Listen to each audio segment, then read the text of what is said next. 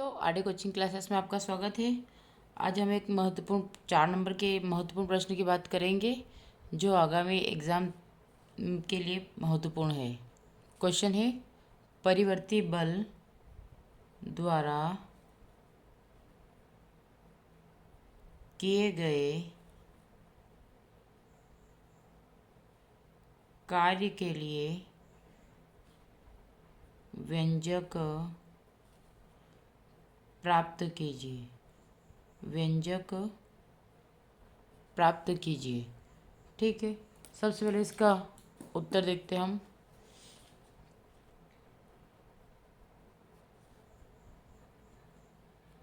मान लो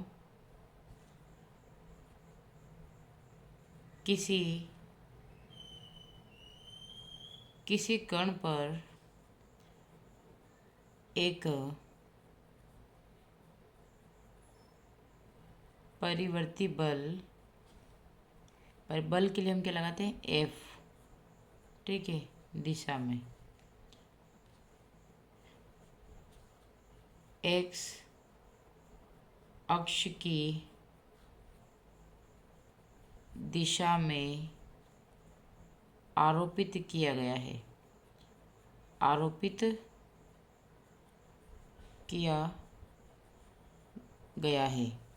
ठीक है, ये आपका हो गया। तो अगर इसको हम सबसे अगर डायग्राम के हिसाब से देखें तो हम डायग्राम समझते हैं। कोई बल आरोपित किया गया है तो आपको सबसे लैंग्वेज के हिसाब से ही इसको सेट करना है। ये हम आपको 2 तरह के डायग्राम बना के बताएंगे और उसमें से आप सेट कर लीजिएगा। ठीक है, ये आपका फर्स्ट वाले की बात करते हैं। ये वाला आपका फर्स्ट लेयर हो गई। ये इसी के जस्ट आपका सेकेंड लेयर, इसी के जस्ट बाद आपका थर्ड लेयर और इसी के जस्ट बाद आपका 4 लेयर है। यहाँ पे इसे हम नाम देंगे, इस वाले को नाम देंगे एक्स और इस वाले को नाम देंगे वाई। ठीक है, और ये आपका सेंट्रल ओ। अब इसके लिए सबसे पहले आपका एक्स और ये जो है यहाँ से लेके यहाँ के डिस्टेंस को भी हम कवर करते हैं तो कितना आता है, ये डेल एक्स, क्योंकि परिवर्तन हो रहा है एक्स का। और यहाँ पे आपका ये है एन, क्योंकि हम फिक्स नहीं बताएंगे वैल्यू। ठीक है, यहाँ से फिर आएगा आपका एफ एक्स फोर्स। उसी के अकॉर्डिंग इधर भी हम इसी प्रकार का क्रम चलाते हैं। तो ये आपका होगा एफ एक्स और इसे बोलेंगे हम वाई और इसे बोलेंगे हम एक्स और ये आपका। ठीक है, इसके लिए हम डायरेक्टली यहीं से चालू करके कहाँ तक जाते हैं, अपने यहाँ तक जाते हैं। और किस प्रकार का क्रम चलता है इसमें, तो इसके लिए भी वही वाला क्रम चलेगा, यहाँ से लेकर यहाँ तक का ढाल वाला, जैसे इसका चल रहा है यहाँ से लेके यहाँ तक का। ओके, उसी प्रकार से आपको इसमें भी दर्शाना है। ठीक है, ये इस टाइप से आप इन लेयर्स को तैयार कर दें ताकि थोड़ा सा आपको अच्छा दिखे। ठीक है, ये आपका क्या बन गया, ये आपका दंड आरेख बन गया दोनों प्रकार से। इसको आप ए नाम दे दिए और इसको आप बी नाम दे दिए। इसके अंदर भी इसी प्रकार से आप सभी को प्रदर्शित करेंगे, क्योंकि कोई गुटका होता है पूरा भरा हुआ रहता है। ठीक है, ये आपका प्रदर्शित है। अब इसमें हम इसे अगर ए सिरा नाम दे रहे तो इससे क्या देंगे, बी। अगर इसे भी ए दे रहे तो यहाँ पे क्या होगा, आपका बी सिरा होगा। अब इसे हम कुछ लैंग्वेज के फॉर्म में समझ लेते हैं। ठीक है, हमने बनाया वैसे कि हमारे पास एफ आर क्या दे रखा है और एक्स अक्ष की दिशा में आरोपित है। अब हम बात करते हैं परिवर्तित बल द्वारा किए गए कार्य पर।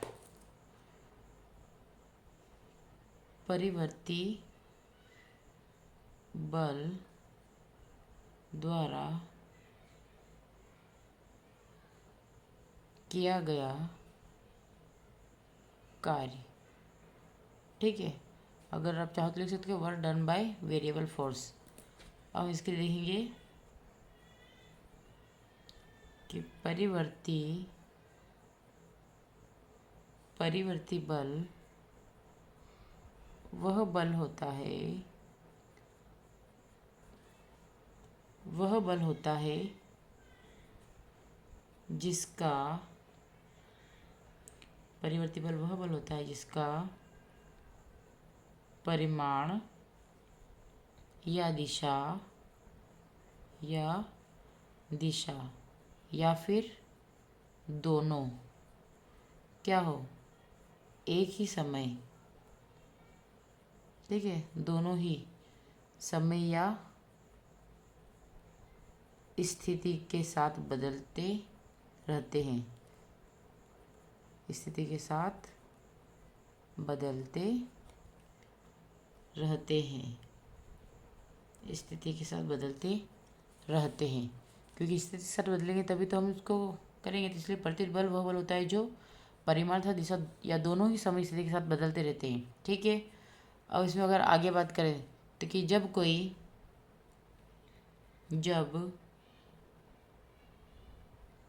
कोई परिवर्ती बल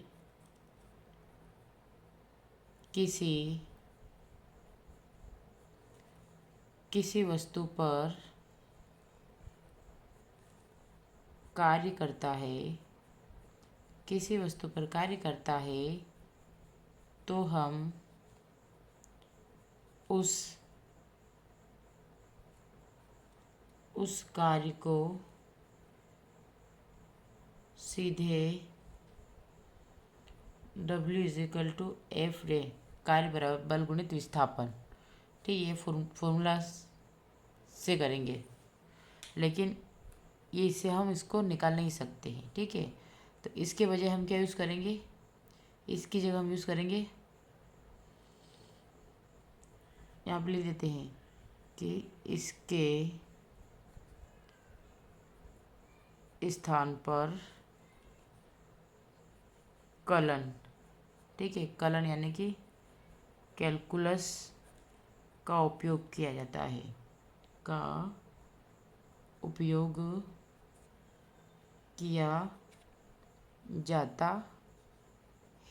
ठीक है, यानी कि कैलकुलस का उपयोग किया जाता है।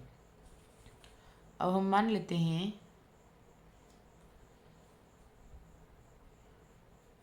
मान लीजिए एक कण, माना कि एक कण एक बल Fx जो भी हमने डायग्राम में दिया था, Fx के प्रभाव में xi से xf तक विस्थापित होता है। यह बल कण की स्थिति पर निर्भर करता है, ठीक है। इसलिए यह एक परिवर्ती बल है और इसीलिए हम क्या करते हैं, ये जो विस्थापन होता है इसको कई टुकड़ों में डिवाइड करते हैं। तो हम लिख सकते हैं कि हम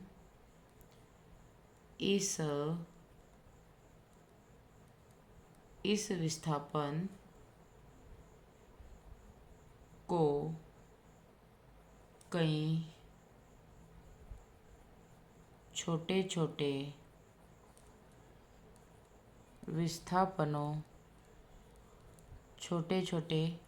विस्थापनों जैसे डेल एक्स जो हमने लिखा था अभी ना, छोटे छोटे विस्थापनों, यानी कि यहाँ से आता कि आपका डेल एक्स में क्या करते हैं, विभाजित करते हैं, डेल एक्स में विभाजित कर सकते हैं, जहाँ प्रत्येक जहाँ प्रत्येक छोटे विस्थापन के दौरान प्रत्येक छोटे विस्थापन के दौरान बल को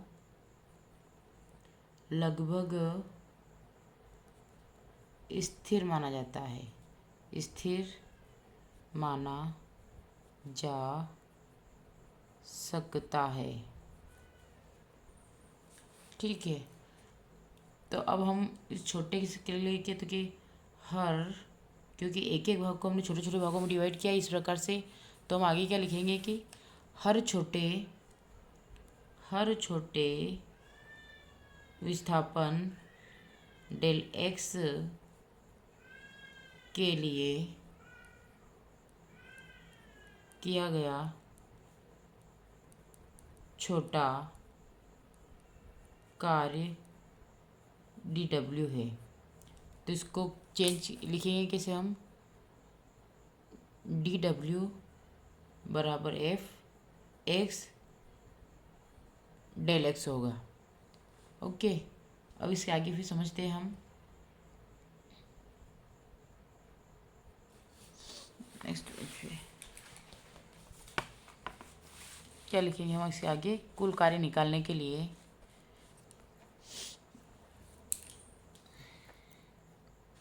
ठीक है, क्या लिखेंगे, कुल कार्य।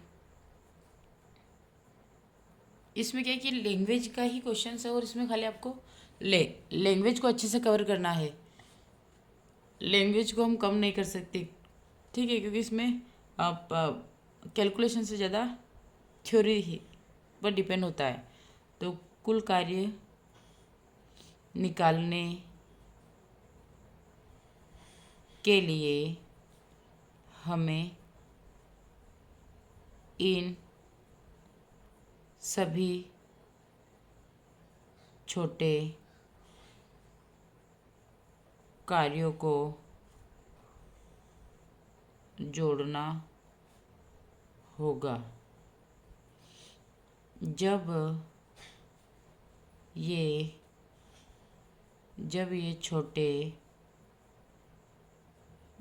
छोटे विस्थापन डेल एक्स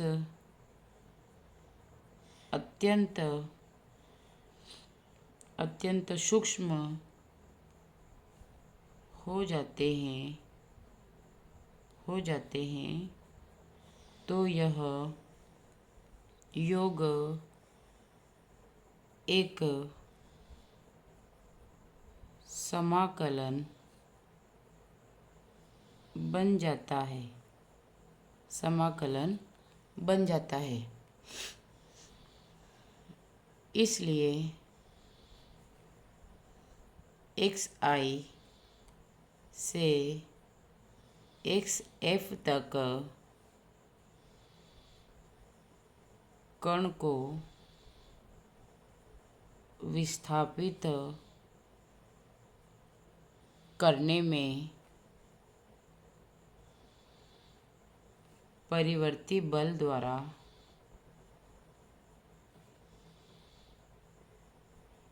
किया गया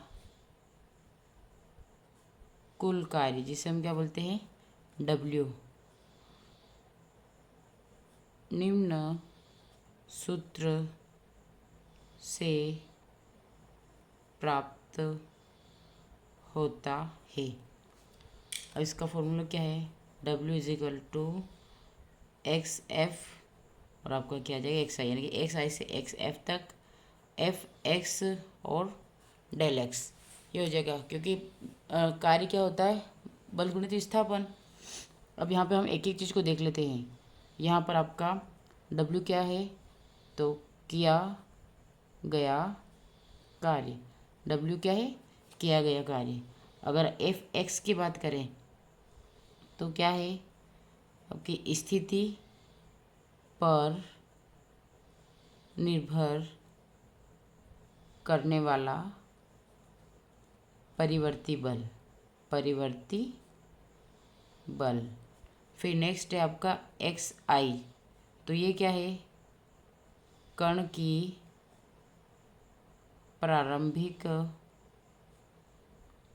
स्थिति, फिर आएगा XF, तो ये क्या हो जाएगा, कण की अंतिम स्थिति। क्या हो जाएगा, अंतिम स्थिति, कण की अंतिम स्थिति है। और ये जो आपका सूत्र है यही क्या दर्शाता है, परिवर्ती बल को। तो आप यहाँ लिख सकते हैं कि यह परिवर्ती बल को दर्शाने वाला सूत्र है। अब हम इस सूत्र के बारे में देखते हैं। तो ये जो सूत्र होता है ये क्या होता है, तो बल विस्थापन वक्र एक अक्ष के मध्य x1 तो x2 तक का क्षेत्रफल है ना, यहाँ से लेके यहाँ तक ये क्या बताता है, क्षेत्र बताता है।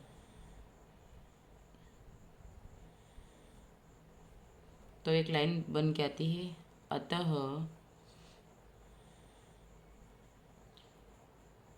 किसी परिवर्ती बल द्वारा किया गया कार्य बल विस्थापन वक्र और विस्थापन अक्ष के मध्य गिरे क्षेत्रफल के बराबर होता है।